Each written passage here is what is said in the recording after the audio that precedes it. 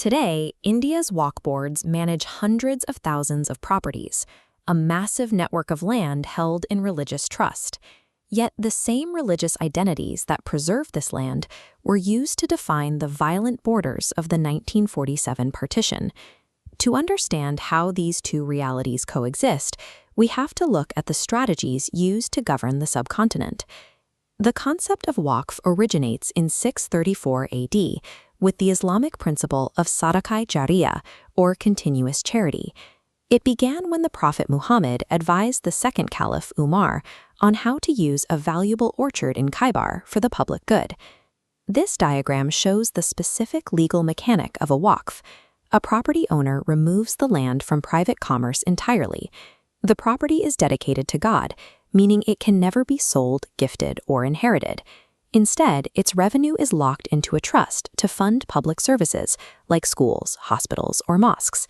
When the British East India Company assumed administrative control in 1757, they inherited a landscape already integrated with these massive, deeply organized religious trusts.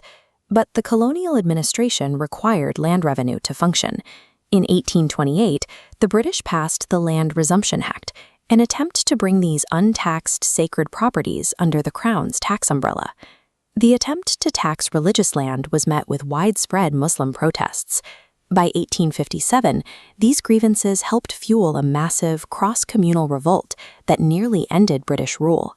The violence of the uprising eventually forced the colonial government to retreat and leave Waqf properties alone. The collapse of the tax plan and the subsequent uprising marked a pivot in British policy. Administrators realized that direct interference with religious structures created a unified front against the Crown. Moving forward, the administration began to treat religious identity not as something to be challenged, but as a primary tool for managing the population. In 1905, Viceroy Lord Curzon applied this new administrative logic by partitioning the province of Bengal. He drew the new borders to specifically separate the Hindu-majority West from the Muslim-majority East. By turning religious demographics into official administrative borders, the government ensured that residents would begin to view their political interests through the lens of their faith rather than their shared geography. This strategy was quickly institutionalized. In 1906, the Muslim League was formed to represent this new regional power base, and by 1909, the British formally introduced separate electorates. This diagram shows how representation was legally segregated. Under a separate electorate, Muslim voters were restricted to voting only for Muslim candidates. This meant that political power was no longer earned by building a broad consensus, but by securing a specific religious bloc. This mechanic meant that a candidate's success now depended on appealing to the specific fears or interests of their own religious group. Because voters of other faiths had no say in their election, there was no longer a political reward for moderation or cross-faith cooperation. By embedding these religious distinctions into the law, the British administration successfully turned communal identity into the primary driver of political competition, securing their hold by ensuring the population remained divided. As the Muslim League secured its power through these reserved voting blocs, groups like the Hindu Mahasabha and the RSS mobilized to organize Hindu political interests in a similar fashion.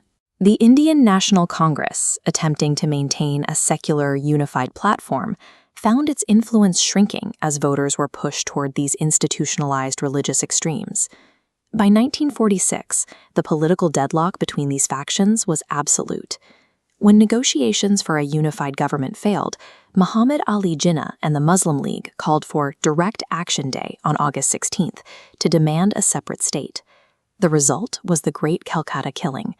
Decades of political segregation manifested as mass violence in the streets, with thousands killed in a few days. The administrative strategy of religious separation had escalated into a sectarian crisis. The British government had used communal tension to govern for 40 years, but they no longer had the military or political strength to manage the violence they had helped foster. Facing a total loss of control, the British decided on a hasty withdrawal. In early 1947, Lord Mountbatten was sent to India to execute the exit as quickly as possible. Cyril Radcliffe, a British lawyer with no prior knowledge of India's geography or culture, was given just 3 weeks to draw the new international border. Working primarily with outdated census data, he drew a line that sliced through provinces, villages, and families. The Radcliffe line transformed neighbors into foreigners overnight. Millions found themselves on the wrong side of a border drawn strictly to accommodate religious statistics. The result was a catastrophic forced migration. As millions fled to cross the new borders, communal violence erupted on a massive scale. By the time the movement ended, as many as 2 million people had been killed. A society that had been integrated for centuries was severed. Survivors were left to rebuild their lives in sprawling refugee camps, separated from their ancestral lands by a militarized border. While the Waqf system preserved religious identity through the peaceful management of land, the colonial use of that same identity as a tool for political control led to a different outcome. By reducing faith to a calculated administrative lever, the British left behind borders defined by blood and a region permanently marked by the logic of division.